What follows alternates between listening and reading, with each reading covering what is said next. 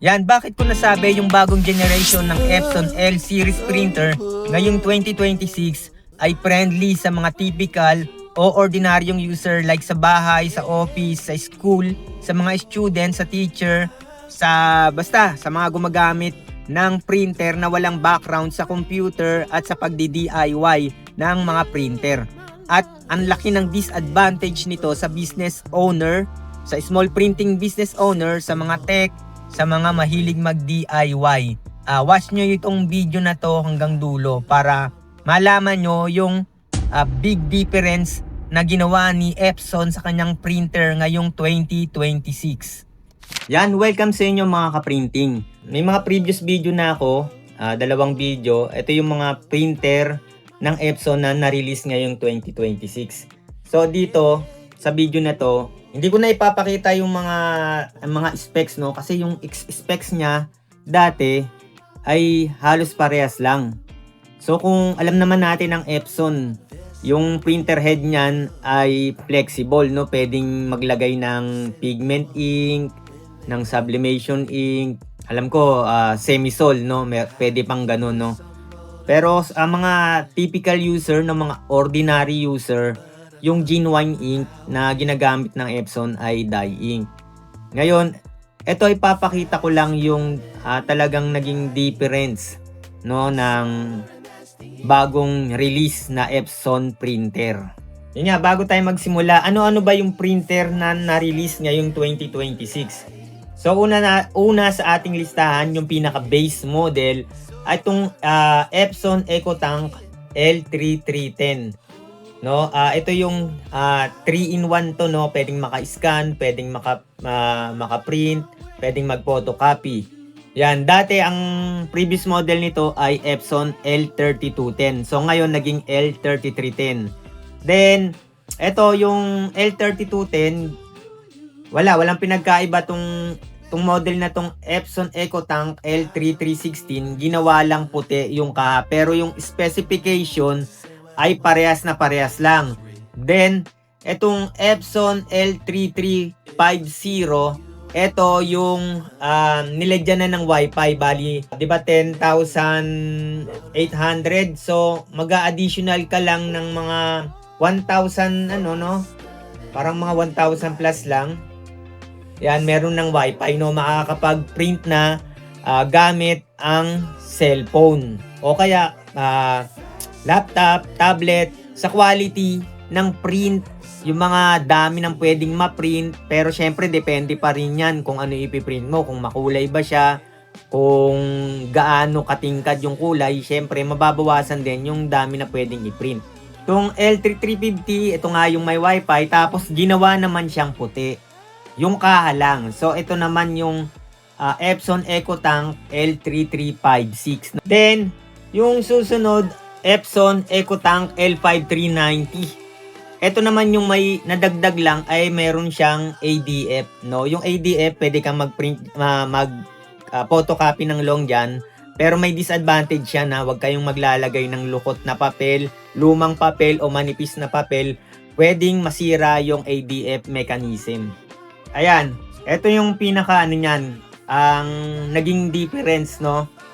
Kung tayo dati ay nasanay tayo na ganito yung ginagamit natin, kapag nag-error na siya yung end of service life o kailangan na siyang i-reset, no, ang ginagamit natin ay ganito, no. Usually yung etong waistpad na to ay compatible din sa ibang mga model, no. Tulad ng yung mga lumang model, no. Yan, ito tulad nito, hinighlight ko. Yan, compatible siya. Ngayon, inalis na yan. Wala na yan. Tsaka, hindi ka nagagamit ng ganitong resetter, no? Ang nangyari, naging hardware na. Ito ay katulad na ng L8050. Kung mapapansin mo tong EcoTank L5390, no? Pag inopen, no? Ayan, kita, no? Parang L8050. Yung maintenance box ay nandito. So, ano, itsura ng maintenance box ay ganito.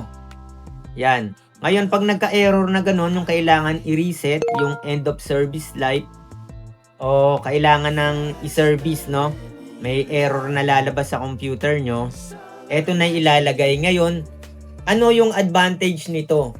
Sa mga ordinary user, advantage nito, hindi na nila kailangan ng tech. So, hindi na rin nila kailangan ng resetter. Meron lang silang available na maintenance box. Tulad nito, ilalagay nila, marireset na, pwede na uling gamitin. Ngayon, kasi ito, ang printer naman, pag mga tumatagal na, nangangailangan na ng maraming head clean. Doon na yon magkakaroon ng disadvantage. Kasi pag napadalas ang head clean mo, syempre yung chip niyan, nitong maintenance box ay may counter din. So pagka yun ay na-meet mo na yung range niya, no? Yung napapadalas kang mag-head clean, kailangan mo na naman bumili at maglagay na naman ng maintenance box. Yun lang yung disadvantage.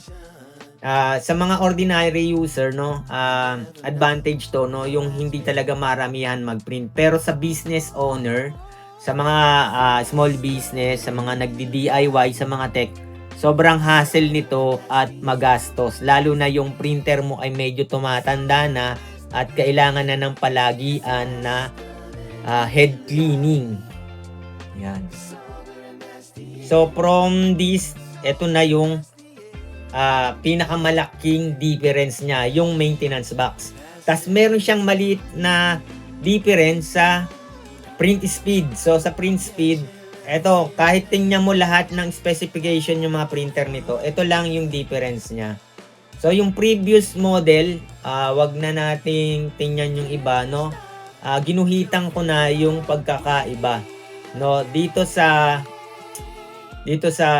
A4 simple black color up to 10 image per minute slash, no, sa color 5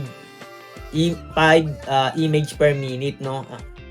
Then dito sa new release, no, sa new release, eto na, no, nadagdagan ng 1 point, no. Kung yung color, yung black 10, naging 11 na dito. 11 image per minute. Then, yung colored, naging 6 image per minute. Yun lang yung naging difference. Lahat ng new release na printer ngayong 2026 ng Epson. So, unang-una, maintenance box, no? Pinalitan na yung waste pad, no? No need na i-reset, no? Merong chip yung maintenance box. Yun na yung magre-reset ng waste ink counter. Then sa print speed, no, nadagdagan ng 1 point, no. Pero hindi mo rin yan masyadong no, mararamdaman kasi 1 point lang, tapos hindi naman pare-parehas yung piniprint mo, no. Pwedeng matingkad, pwedeng plain text lang, no. May difference pa rin yun, no, sa kung ano yung ipiprint mo, no. Kung siyempre kung plain text lang yan, mas mabilis yan, no.